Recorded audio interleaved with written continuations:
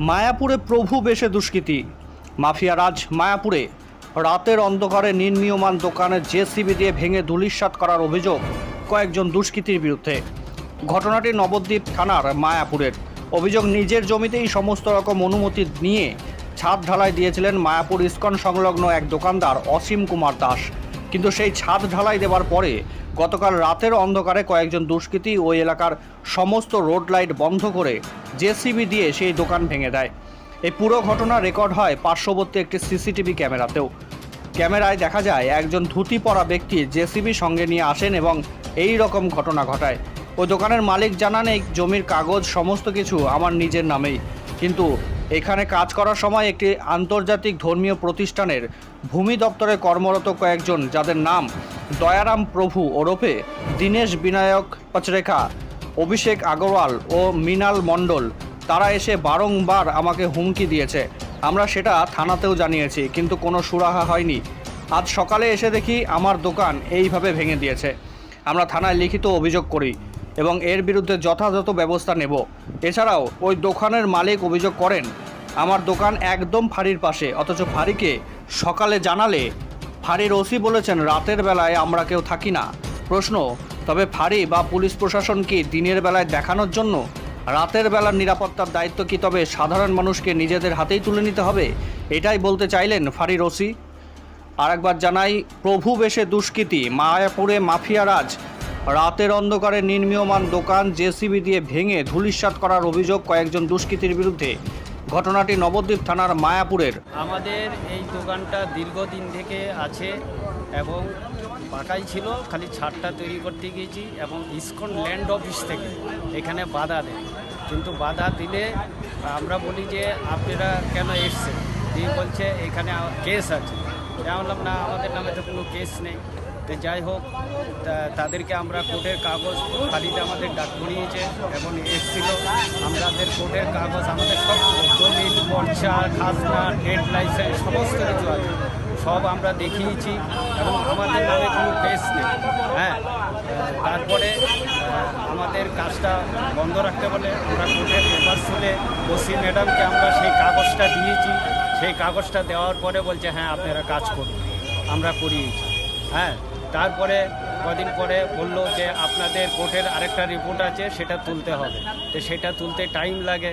আমরা ওসি ম্যাডামকে বলেছি ওটা টাইম লাগবে, দিয়ে উনি বলেছে কাজ এখন যা হয়েছে হয়েছে, ছাদ হয়ে গেছে, এখন বন্ধ। আমরা যথারীতি সেরকম বন্ধ রেখেছি। ল্যান্ড অফিস থেকে আবার যেদিনকে ছাদ দিচ্ছিলাম তারা এসে আবার বলছে কেন এই ছাদ দেওয়া হচ্ছে, অমুক হচ্ছে। আমরা বললাম কেন দেবো না, আমাদের তো সব অবৈধ, আমাদের সব কাগজপত্র আছে এবং আমরা কোর্টের কাগজ ওসি ম্যাডামকে দিয়েছি, তারপরে উনি পারমিশন দিচ্ছে, তাই করছি আমরা। কিন্তু তা সত্ত্বেও হঠাৎ গতকাল রাত্রে, ভোর রাত্রে অমনি কত হবে 2-2:30, হ্যাঁ এরকম সময় জেসিবি গাড়ি এনে আমার দোকানটাকে ভেঙে দেওয়া হয় এবং আমরা ওসি ম্যাডামকে জানিয়েছি।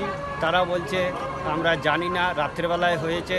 হ্যাঁ, কিন্তু সেটা এখন তাকে জানানো হয়েছে, সে এখন এই কথা বলছে যে আমরা কি রাত্রেবেলায় কি থাকি না এখানে কেউ, আমরা কি করে বলবো।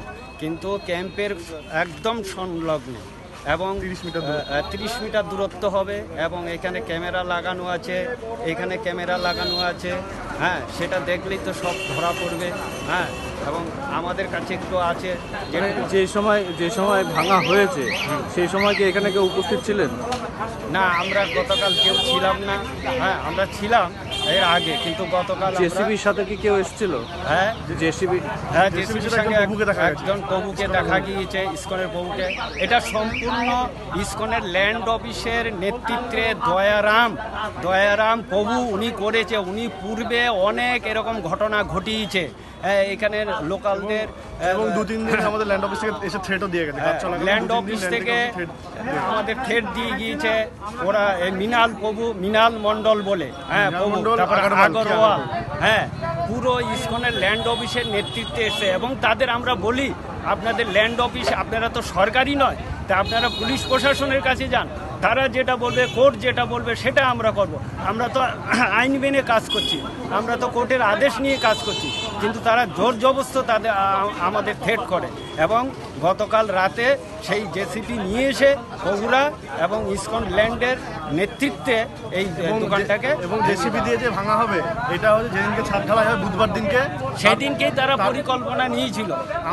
আমরা আইসি স্যারকে এবং ওসি ম্যাডামকে আমরা এটা জানাই যে অ্যালার্ট করে দিই যে এটা ভাঙতে পারে ওরা, কিন্তু আইসি স্যার এবং ওসি ম্যাডাম বলে যে আপনাদের কোনো চিন্তা নেই, এটা কেউ করতে পারে না, এটা কেউ ভাঙতে পারবে না। ওরা আমাদেরকে আশ্বস্ত করেছিল যে ভাঙা হবে না, কিন্তু তারপরেও কালকে এসে ভেঙে দিয়ে যায়। এবং আজকে সকালে যখন আমরা ওসি ম্যাডামকে ফোন করি উনি আমাদেরকে বলেন যে পুলিশ রাতের বেলা কী করবে, তাহলে এখানে পুলিশ ফাইটটা করা হয়েছে তো রাত্রেবেলা মানুষকে নিরাপত্তা দেওয়ার জন্য, তো সেইখানে পুলিশ আজকে ব্যর্থ, পুলিশ প্রশাসন সম্পূর্ণভাবে ব্যর্থ। এবং সকালবেলা আমরা গেছি, অনেকক্ষণ আমরা থানায় যাওয়ার পরেও পুলিশ প্রশাসন আসেনি। আমরা আইসিকে ফোন করার পরে কিছুক্ষণ আগে পুলিশ প্রশাসন এসে এই জমির কাগজপত্র সব আপনাদের নামে? সব আমাদের দলিল আছে, পর্চা আছে, রেকর্ড, ট্রেড লাইসেন্স, সমস্ত ইলেকট্রিক বিল, সমস্ত কিছু।